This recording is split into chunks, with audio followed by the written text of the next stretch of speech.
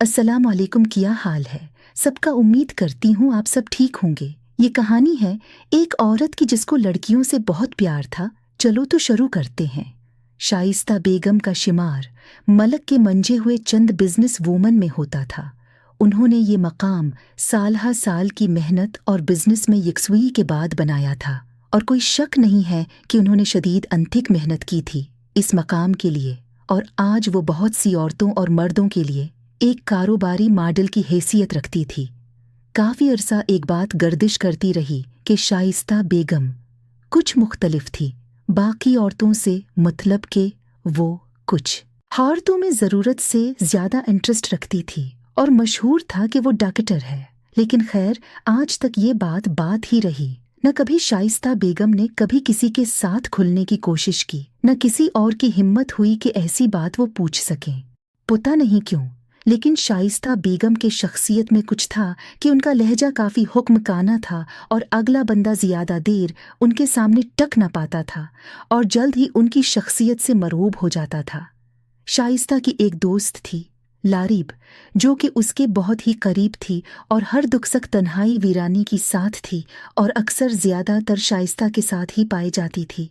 एक दिन उसने अपनी एक दोस्त की बहन को जाब दिलवाने के लिए शाइस्ता से सिफारिश की थी, लेकिन शाइस्ता न मानी और बोली कि यार, तुम पे जान भी हाजिर है, लेकिन जानी तुम्हें पता है न कि आजकल बिजनेस में मुकाबला सख्त चल रहा है और इसगर साहब की कंपनी के मुकाबले में एक प्रोजेक्ट जीतने करने के लिए कुछ बहुत अहम काम है और वो मैं सिफारिश की नज़र नहीं कर सकती।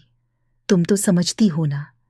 ये सुन के लारीब थोड़ा आगे झकी और इन आंखों में आंखें डाल के बड़ी मुद्दम आवाज में बहके बहके अंदाज में बोली, मुझसे बेहतर कौन जान सकता है।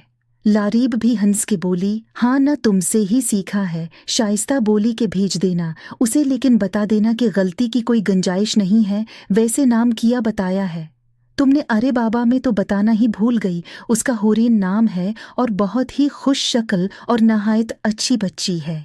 शाइस्ता बोली, हाँ ठीक है, भेज देना। हम भी तो देखें सलजी हुई बच्ची को। सोमवार वाले दिन होरीन आई तो सेक्रेटरी ने उससे कुछ इंतजार को कहा और कुछ देर बाद उसे शाइस्ता के कमरे में भेज दिया। वो अंदर गई तो एक दफ़ा तो शाइस्ता होरीन को देख के डगमगा गई और बड़ी मुश्किल से खुद के अंदर बढ़ते हुए बहके जज्बात को कंट्रोल किया। क्या मस्त बची थी होरीन के गोल गोल और सीना तान के चलती उसका इदाएं पल भर में शाइस्ता बेहावी हो गई। शाइस्ता ने उसे काम दिया कि प्रोजेक्ट की प्रेजेंटेशन बनानी है और हाँ, ये वाला काम बहुत इम्पोर्टेंट, से कोई गलती नहीं होनी चाहिए। हालांकि होरीन बहुत काबिल थी, लेकिन फिर भी पता नहीं क्यों हर बार कोई ना कोई गलती हो जाती थी इससे, और हर बार शाइस्ता कहर आलूद निगाहों से इसे बर्दाश्त कर जाती।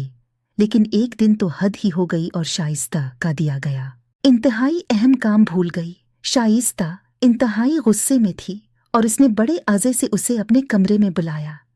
सेक्रेटरी ने होरीन को बताया कि बेगम साहबा बहुत गौसे में है। होरीन अंदर कमरे में चली गई और डर के मारे होरीन का हल्क खुश्क हुआ था और बात न हो पा रही थी। शाइस्ता इंतहाई आराम से पूछ रही थी, कम के हवाले से, और होरीन सिर नीचे झुका के जमीन ताड़े जा रही थी, जिसकी वजह से शाइस्ता का खून खोल उठा। उसकी मुसलसल चुप ने शाइस्ता को गुस्सा दिलाया और वो अपनी सेट से उठी और चलते चलते होरीन के पीछे आई और उसको हकमिया लहजे में बोली, बस बहुत हो गया, अब बर्दाश्त से बाहर है और अब तुम्हें सजा मिलेगी। और होरीन को झुकने को कहा और अपना काम। प्यारे दोस्तों, अगर आप न कहानी मजीद सुनना चाहते हो तो चैनल को सब्सक्राइब कर दें और कमेंट्स भी ज़रूर करें।